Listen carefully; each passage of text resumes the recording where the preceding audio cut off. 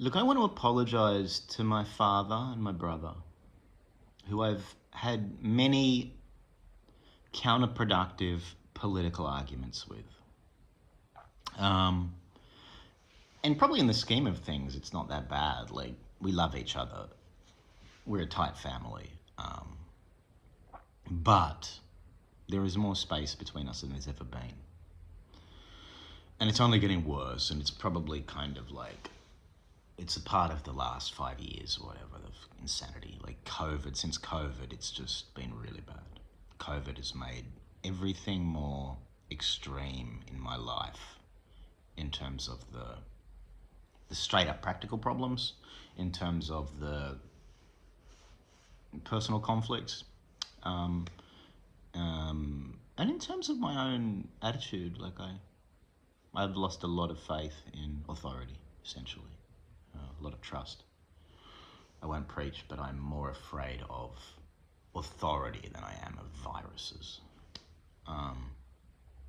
Like I'm more afraid of power abstractly and what it's going to do, because I don't feel like we have competent rulers, competent institutions. This is not news to anyone.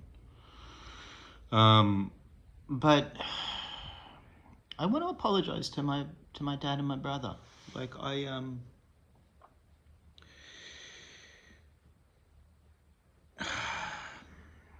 can't. I want to say something about this, but it's hard to. Like, I don't want to get into a big thing. Like, I just want to, like, I don't agree with them.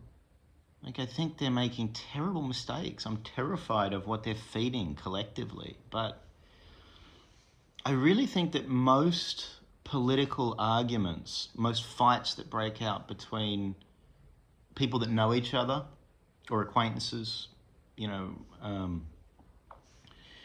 are really only superficially about history. Really, they're really about tension between people's values. It can be about things that have been done in the past that aren't being talked about directly. Usually, again, this touches this value, the difference in values and what matters. And these events in history and these figures in history that we argue over with such sometimes murderous passion, I think most of the time are just surrogates for what's happening in our hearts, in our guts, in our fears, in our hopes. Because objectively, it's not like it matters at any level, anything we do directly in any way we can tangibly measure, right? Like, the only thing that's really at stake in our lives that's meaningful and worth arguing about with loved ones, like arguing to the point of, feeling like the relationship might break. Like, it's not worth arguing over things you have no control over, right? Like, you don't destroy a family over something that doesn't matter, right? So history obviously matters, and everything we do affects everything. I'm talking about scale. So it seems to me that these fights with family that happen have really, history is just an excuse. Not meaningless, not irrelevant. It's not bullshit. But it's not the real reason. It's far from the first order, surface, causal factor, most causal. And in relation to my dad, I just have to be gentle with him. He's been really good lately. He's been keeping his mouth shut. He's been making an effort to keep his mouth shut because he deserved a lot of hits that I used to give him. Because, there's a lot of people, and my dad is one of these people, who's got a big mouth and a lot of opinions, but actually can't really argue and doesn't want to. Like, he gets into arguments and he thinks he's arguing, but he's just using, like, bullying strategy, like force of emotion, intensity to argue. Like, he really can't do reasoning very well. He uses all sorts of little tricks to jostle you and win arguments through, whatever. Doesn't matter. Like, it's fine. Like, it's like, what I mean is, it's not fine, but I'm okay with him. On balance, my father has given me a better life than his dad gave him. So I got to let everything else through to the keeper. It's like I can't engage him on that. And he's at a point in his life where he's really distressed, and he doesn't understand the world. Who of us really do? But it's like, so arguing with my father about these things is really distressing to him, because there is, they both perceive this rightward movement in me, and I don't identify with the right at all. I just do not. Like I'm beginning to. It's just that, like, I'm not pure enough. Like, I'm too liberal in spirit. I'm too open and creative, but I don't revile their purity codes anymore. I understand them, but I'm not pure enough to be of them. But essentially, I'm moving rightward because I was so absolutely tribally left for so long that as I give up my identification with left or right, but effectively I was so tight with the left that it seems like I'm moving right to anybody on the left. And I haven't helped my father by pushing him on this, because he's not capable. His values are not likely to change at this point, and insofar as they're insufficient to account for the world, I'm not wise and gentle and slow enough to ease him through that. So when I try to argue with him, it's extraordinarily distressing for both of us, but especially for him, because I'm his firstborn son, and suddenly I seem to be making arguments that all the enemies from his youth were making, and it's like, it doesn't even matter if I'm relatively nuanced. Like, he can't go there anymore if he ever could.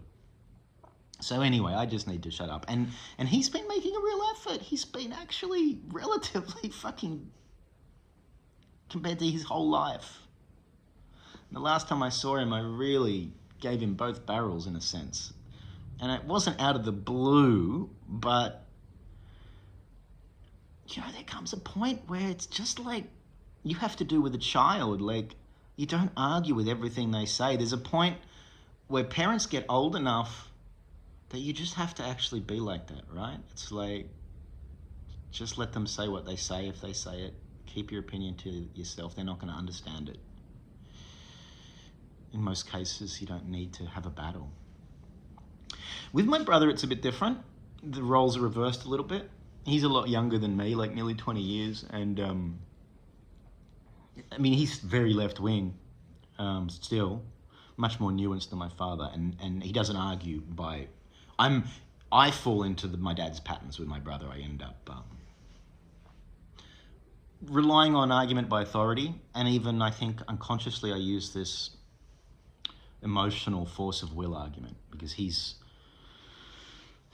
more anxious than me at this point, I think, more neurotic, more afraid of confrontation. And so I have more felt passion about the subjects. Things are more abstract and less immediately conscious for him.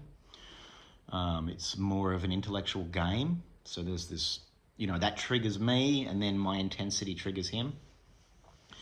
But yeah, I haven't been entering, with my brother, I've had some genuinely productive arguments. And it's not like with my dad where I have to just back the fuck off and just enter the realm of he's at the end of his life. I need to actually be with him in a spiritual way. I need to feel where he's at, and I need to just be around him, listen to his stories and talk about things, and not try to label or control or lead or anything like that. But my brother's different. He's actually, what I need to do with my brother is actually do what my father wouldn't do with me so much, which is just soften and listen more. And I'm not sure, I guess, right? I'm not sure. Because that's the thing, I need to, because I'm often so loud and I've been so quick to move and so reactive, I need to spend some time just not doing any of that stuff, so that I can listen to him a bit more and help him work out what he thinks, because then he's not reacting to my reactiveness. Because he's a philosopher, he's an academic, and he's very intellectually rigorous. And yeah, he's a really, really good person to have a gentle argument with. But I do get triggered because I am terrified of the left in a way. I'm not terrified of the right anymore. And so I guess like my father would get so stressed by me because he sees the demons of his old right when I talk. When my brother talks, I hear the future technocrats, agreeable, well-meaning technocrats. I'm really scared of building a horrifying dystopia. And I don't want to make this into an explicitly detailed political discussion. But yeah, like if I haven't said already, I'm not the first to say this. This is well understood, but I'm really, really concerned that around the 90s, class war got replaced by culture war. And at this point, I don't think the left and the right meant anything much anymore. I'm not going to say they're meaningless. I'm not. But the left and the right is a political characterization that only goes back as far as the French Revolution. And it puts middle-class values at the center of reality, as the alpha and the omega of truth. And I think that's really problematic. I think a lot of people treat left, right as these axiomatic things like up and down and male and female and black and white or good and evil or whatever, right? And I just don't think it's actually that. I don't think it has that fundamental quality, and I think we've reached this point where it's like the mainstream parties are all captured by the market. It doesn't really matter at a global level which major party's in power.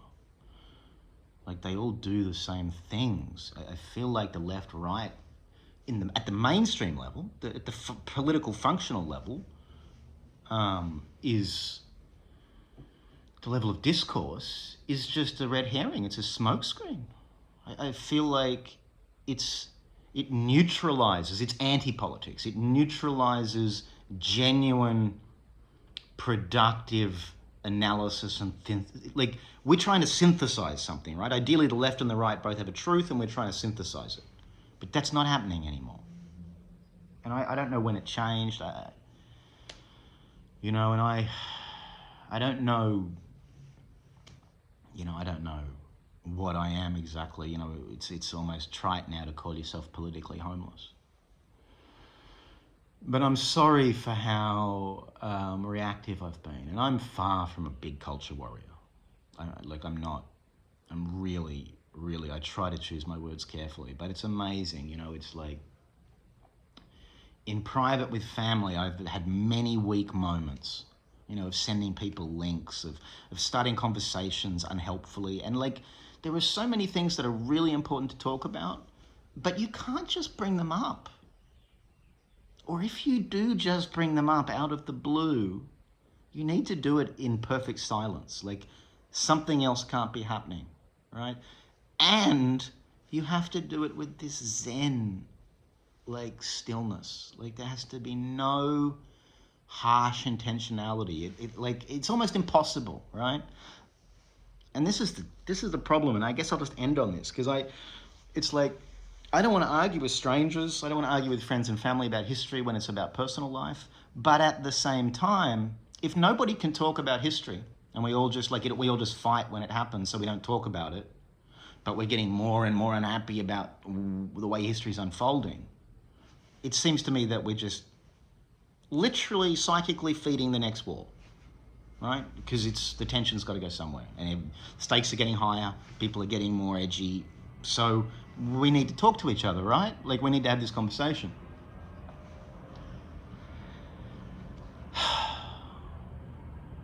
So I don't know how to do that. And it seems to me that you can't do it with great intentionality. Maybe with channels like this, in theory, maybe not like this, like mine exactly, because God knows what I'm doing here. I'm talking to myself, I guess. But there are social media channels, there are media channels where that is the right place to do it. But there is too much confusion of activism with trolling. Really serious problem. And people don't even seem to understand they're doing it. It's It's so unconscious, and it just reminds me of really dysfunctional families and conflict within them. And because the only way that you can do genuine persuasion, and when persuasion is good, it's not just brainwashing, it's actually not really persuasion, it's something more like understanding. And it doesn't come from trying to push a particular lever. It comes from genuine listening. And the only way that I've felt that happen in my life is where a situation comes up organically. So where you don't try to bring it up, but somehow it just comes up. And you have to talk about it in this way that's just not too eager. You know, you can't. The more you care about the subject and rush into it, the more your heart is on your sleeve, the more that it's this Zen thing. It really is. Like, it's the more you push, the more resistance you create. And so the more upset we get, look, whatever. I don't want to turn this into some new age fucking thing. I'm just wishy-washing away now. I just couldn't sleep, and I feel bad for as little shit as I've contributed to the poison in the world right now. I'm not innocent.